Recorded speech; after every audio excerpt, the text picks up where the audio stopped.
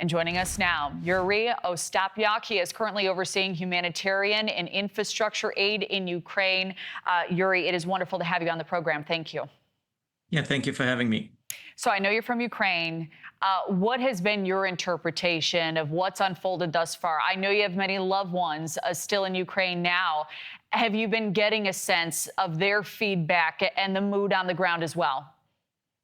Yeah, it's been hard. I mean, as you know, it's been 4 years of this, and the constant air sirens, the constant bombardments, and people are ready for this war to be over. But at the same time, the solution needs to be just. The peace deal needs to provide Ukraine with the guarantees, and I think that after the Alaska summit, didn't really have the breakthrough that we were hoping for. However, I think we will know tomorrow as the President Trump meets with President Zelensky, and hopefully some sort of a movement, some sort of deal can be reached, because it is absolutely time to stop all the killing and all the and end this war. So there are reports, and you may have seen them, that the president supports Putin's proposal to give up the Donbass region. I should note that the Secretary of State seemed to shrug off these reports today. But in any event, we know this is a region where 6.5 million Ukrainians were living prior to the start of this war. How do you anticipate the Ukrainian people would react to a move like that, and the President Zelensky as well? This is certainly a tough question, but I don't think this will be well received in Ukraine at all. I mean, as you can tell, for 4 years, Ukraine is fighting Russia. The war that was supposed to last for 3 or 4 days. So that clearly gives you an answer of how Ukrainian people feel about their land. But then also at the same time, there needs to be something done to end this war. I don't think it's even up to the President Zelensky in this, as Ukrainian constitution prohibits him from giving up any land. I think we're still kind of far away from any sort of a solution or land swap. But just kind of from what's being reported in the media and from what we're hearing, it seems that this is more a delayed tactic by Russia than anything. They don't want President Trump to hit them with bigger sanctions, and they're simply delaying, the entire process and not really coming with a good faith solution or a good faith offer to end this war. And that's what so many analysts have warned about, this delay tactic by Putin. And how does the president work through some of those roadblocks? The argument that has been made by some in the Trump administration is this war isn't going to end anytime soon. In order to stop the killing, concessions do need to be made from both sides. So the security guarantees for Ukraine now appear to be one way. Russia meets in the middle. What are your thoughts on some of those claims? It sounds like you're aware concessions on both sides are needed here.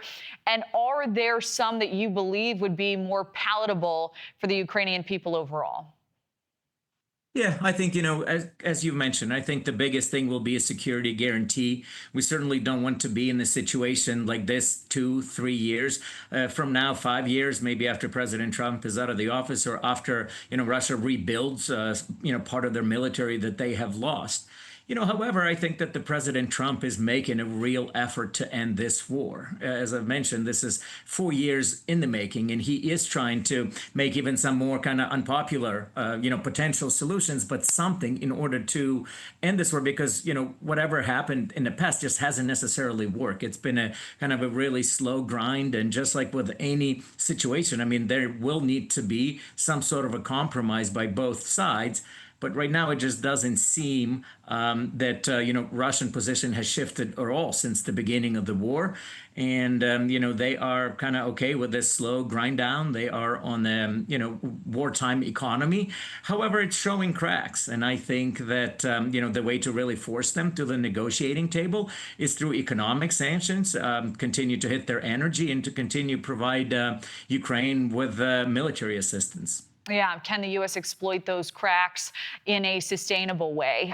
We'll see. This meeting tomorrow, all eyes will be on it, of course. What progress do you believe needs to be made in order to advance then to a trilateral meeting in the days ahead? What are you hoping to hear and see as we await this meeting tomorrow?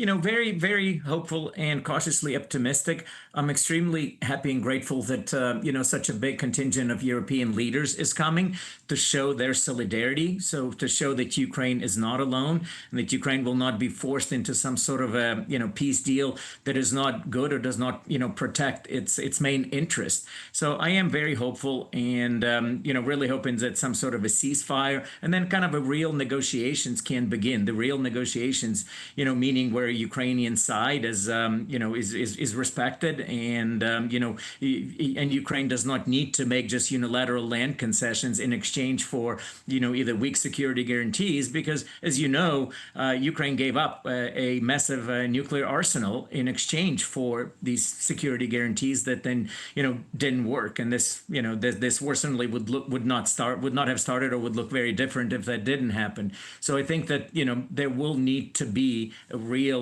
guarantees and a real kind of peace plan that takes both positions into effect. Absolutely, especially if the Donbass region is given up, puts Russian forces just right at your doorstep. Yuriy, wonderful to have you. Thank you so much for chatting with us. Thank you for having me.